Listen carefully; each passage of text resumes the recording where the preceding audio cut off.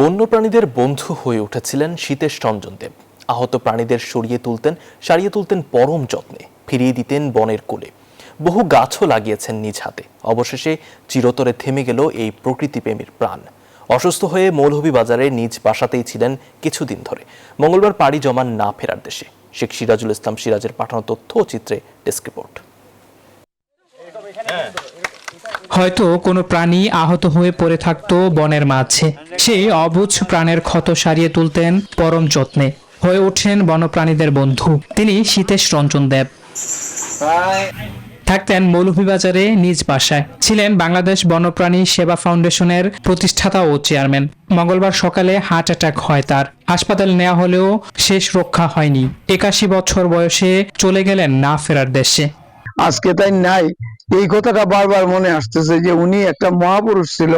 পশু পাখির জন্য, বন্য প্রাণীদের খাবার জোগাড় করার দায়িত্ব ওনার মনের মধ্যে ছিল আগে। পরবর্তীতে উনি ওনার সংসারের বাজার করতেন। পরিবেশ ও জীববৈচিত্র্য রক্ষায় বহু গাছও লাগিয়েছেন সীতেশ রঞ্জন দেব। করেছেন পরিচর্যা। সর্বমহলে বিশেষ পরিচিতি পান প্রকৃতিপ্রেমী হিসেবে। ওনার কাছে কোনো ধর্মীয়, জাতিগত, বর্ণগত, লিঙ্গগত কোনো পরিচয় ছিল না।